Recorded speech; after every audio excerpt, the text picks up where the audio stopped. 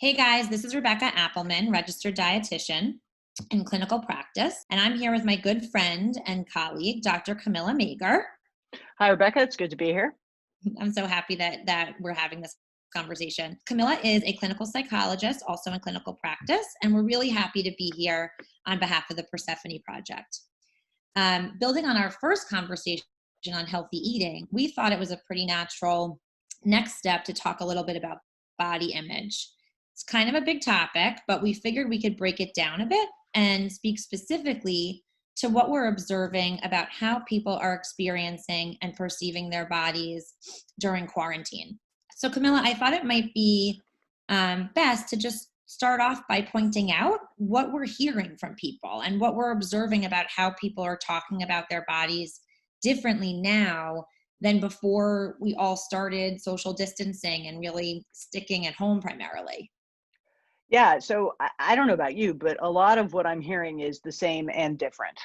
Um, you know, Right.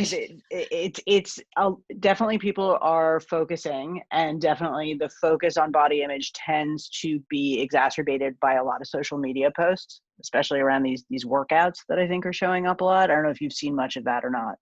Yes, a ton of that. And at the same time, I think what you and I have talked about a bit and what we're both seeing also is there are certain people who are finding incredible relief in the fact that nobody's seeing them, so they sort of don't need to worry about it anymore. That's exactly Um, right. yeah. So, I mean, I think the interesting thing is, well, they're both pretty interesting phenomena because people I think you wouldn't expect it from are some of the ones who are finding themselves very relaxed, and people you wouldn't expect it from are also some of the ones who are finding themselves quite anxious. Have you noticed any specific trends around that? So, right, to elaborate on what you're saying, I think that I think a good group of clients right now who are finding themselves willing to take some risks, specifically as it pertains to food, because they are feeling more sheltered. They feel there's this buffer that this sort of the perceived risk that they believed might happen by eating certain foods that they feared, that there would be an undesired outcome by eating them. They now feel that they're protected a bit, that they can experiment a little bit, they could try it because they believe there would be no consequence. Now, the consequence is sort of mythical on some Hmm. level, but it feels genuine. It feels like it's genuinely there, that if I were to eat X, Y, or Z food that I fear, I might look differently and people might think poorly of me, right? But what I'm seeing is that these clients are willing to take some really nice risks, and there's a very positive outcome because they're actually understanding now that their body is capable of metabolizing any food, Right. and they're now going to be much better practiced in being a little more free with their eating, right? Definitely. I think, as a kind of a complement to that, too, a lot of what we're seeing is people who are used to going to certain kinds of exercise classes are kind of having it's really interesting because they're having fantasies about struggling with their body image and that their body is changing. And by and large, for some of them, or for a lot of them rather, like that's just not true. Right. And I think it goes along with this fantasy. You mentioned this kind of mythical idea that if I eat X, Y, or Z food, I'm suddenly gonna, blow up and gain 10 pounds, right? And how that's not really true. And since they're not gonna see anybody right now, like they're not as afraid to make those changes. And I think there's this kind of a similar thing going on with people's body image around exercise and this perception, oh God, I can't get to the gym as frequently. I can't do X, Y, and Z exercise anymore. Therefore, I'm also gaining 5, 10 pounds. And the reality is, by and large, that's not the case either. Right. Right. So like this seems to be an interesting experiment in kind of reality testing Yeah.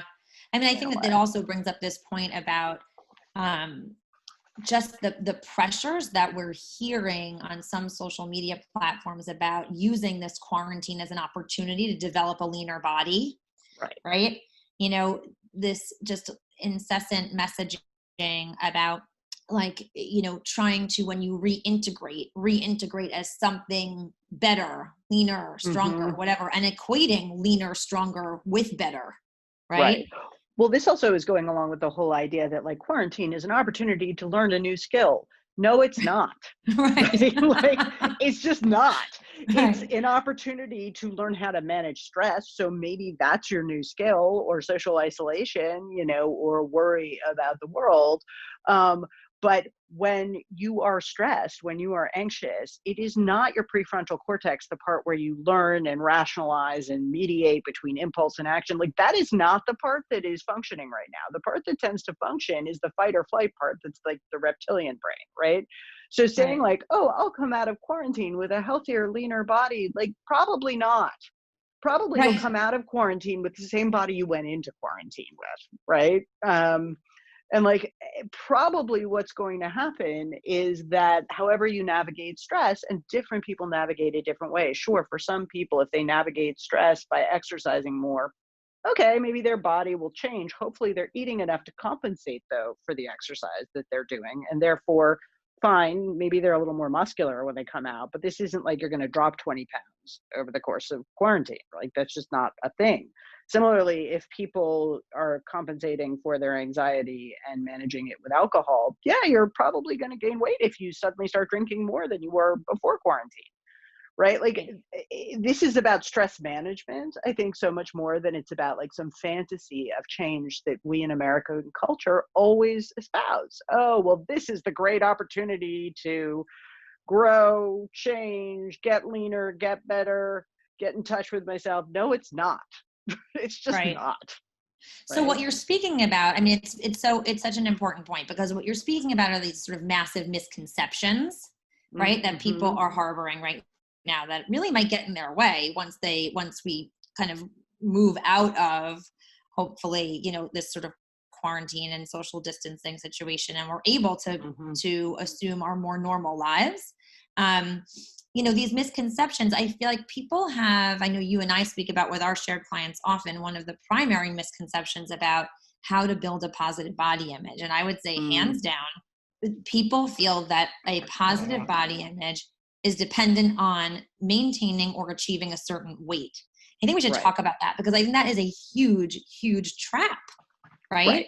Totally. And I mean, it relates to what we were just speaking about before, that I will use this quarantine as a platform to exercise in such a fashion where I will finally achieve my goal weight. And we were speaking about how that is probably not the best use of your time in quarantine, nor might it be even possible to achieve that, right? well, But I mean, just the idea of goal weight is in and of itself a problem, right? Because it's a cognitive idea. It's an idea I've come up with, that this number is the right number for me. But like, I got news for most of my patients and most of my friends and most of my colleagues and most people. Your body already decided what your goal weight was, and it may not be the number that cognitively works for you, right? That your mhm, number has a range where, or your body has a range where it likes to be. And the best thing I think you can do, just generally, is learn to get comfortable with the body you were given, and eat in a way that's nourishing and balanced, and is feeding yourself appropriately and involves all different foods and doesn't eliminate anything. But like, fundamentally, there's a level of acceptance of, we all have different body shapes and sizes, and that means different numbers on a scale. right. I mean, and I think that, just as an extension of that, I mean, I think I'd like people to consider, if they keep telling themselves that they could only be happy with their bodies if they weigh less, right? Take up less space, Hmm. look a little bit differently, whatever it is. I would offer them just the a repeated sort of sentiment that comes up in my office over the past 17 years of practice, right? Which is that Hmm. people express the most body dissatisfaction at points in their lives when they are the most unhappy. Yeah. And oftentimes those are associated with periods of time when they were at their lowest weight, if they were maintaining that weight artificially, right? Right. With patterns like heavily restricted dietary intake, Hmm. obligatory exercise, that those were not happy times when they were saying, my body, look, I feel great in my body, Right. right? And And so it is just not about weight. And I think that is it's just something that I hope people can start to attach to.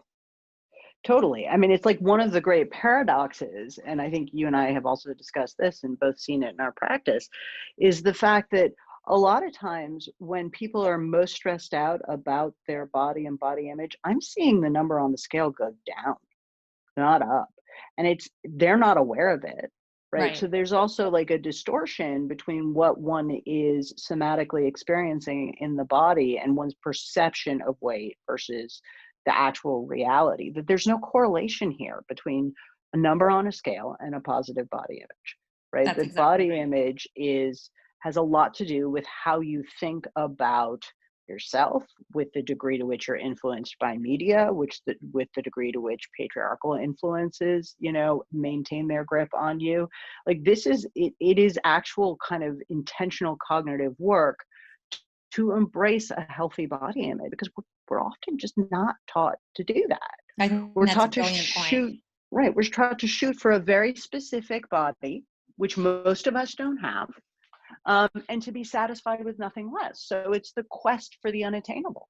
I mean, and don't get us started, because I think that we could go on forever about, well, where were those ideas generated, right? And who is profiting off of them, right? Right. So, I Yes. mean, right. I think what might be super helpful for our listeners is to talk really concretely, even though, as you stated, it's not an exclusively concrete process. Developing a strong, healthy body image is not, you cannot entirely concretize that. But I do think it would be helpful to just outline some concrete steps so that people could start to like maybe think a little bit differently about their self-care. And I Right. think if we were to say, okay, like what are some concrete steps that we can take to improve our body image, and know that these are practices, these are not light switch moments where like they do not turn on and off, but they're practice skills, right? Right. We could kind of go through some of them. I mean, I know one is to think about ways that you can engage in joyful movement, right? To have a strong body image means to be able to connect with your body. And one way to connect is through moving, right? But let's talk Totally. about, I mean, do you want to talk a little bit about how joyful movement is defined?